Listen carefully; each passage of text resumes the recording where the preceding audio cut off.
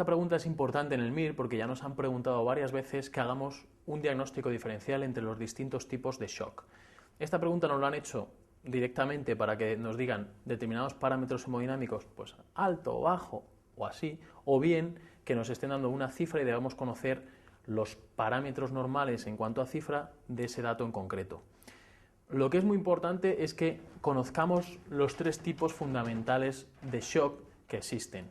Los podemos dividir en shock cardiogénico, la causa fundamental del shock es un fallo de bomba, el shock hipovolémico, en el cual la causa es la pérdida de volumen, que puede ser una deshidratación muy importante o sobre todo un sangrado, y luego están los otros tipos de shock, los que llamamos shock distributivos, en los cuales el problema no es el corazón, sino que son las resistencias vasculares.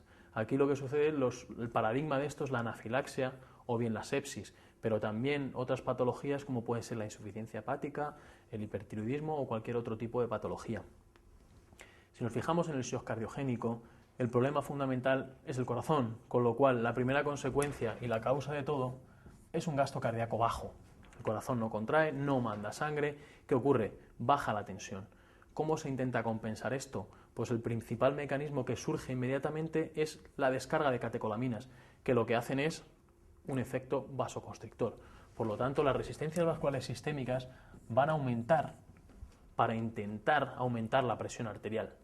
Lógicamente, si nuestro corazón no funciona y no manda sangre, lo que ocurre es que esa sangre se acumula hacia atrás, con lo cual la presión venosa central va a estar elevada y la presión capilar pulmonar va a estar elevada, que refleja el poco manejo de sangre del ventrículo derecho y del ventrículo izquierdo. En el shock hipovolémico, lógicamente, el problema fundamental de todo es que no hay sangre, por tanto la presión venosa central va a estar baja. Como consecuencia de que no hay sangre, el corazón, aunque se contraiga, no manda gasto cardíaco, el gasto va a ser bajo. Y ocurre lo mismo, lo que intenta compensar el organismo es con una descarga de catecolaminas que aumente las resistencias para aumentar la tensión arterial. La presión capilar pulmonar, lo lógico es que esté baja, de la misma manera que no hay presión venosa central, no hay presión capilar pulmonar. Por último, en los shock distributivos, la causa no es el corazón. El problema que hay es una caída de las resistencias vasculares sistémicas. Hay una vasodilatación muy importante. ¿Qué ocurre? El corazón intenta compensar esto y lo que hace es mandar mucha sangre, pero que es insuficiente, con lo cual el gasto cardíaco va a ser alto.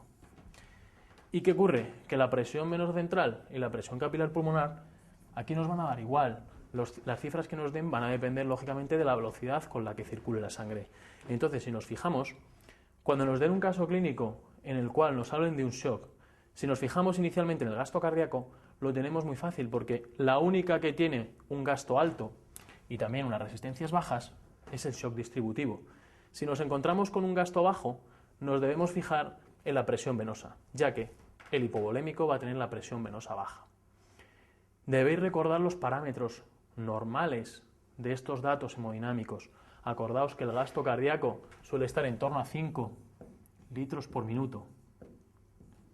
Las resistencias vasculares entre 700 hasta 1500. La presión venosa entre 5 y 8.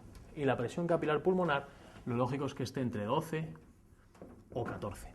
Si nos fijamos en nuestro caso clínico, nos dan un paciente que ingresa por insuficiencia cardíaca y se le pone tratamiento diurético. El paciente inicialmente mejora, pero luego empieza a empeorar su situación clínica.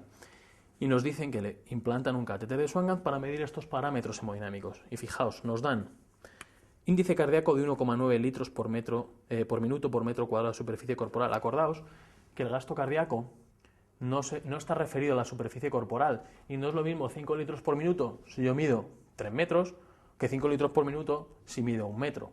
Entonces, lo mejor es ajustar el gasto cardíaco a la superficie corporal que nos da el índice cardíaco. Y el índice cardíaco normal está entre 2,4 hasta 4,2 litros por minuto por metro cuadrado de superficie corporal. Entonces, 1,9 es un índice cardíaco bajo. Fijaos, ya estamos quedándonos con estos dos, con el cardiogénico o con el hipovolémico.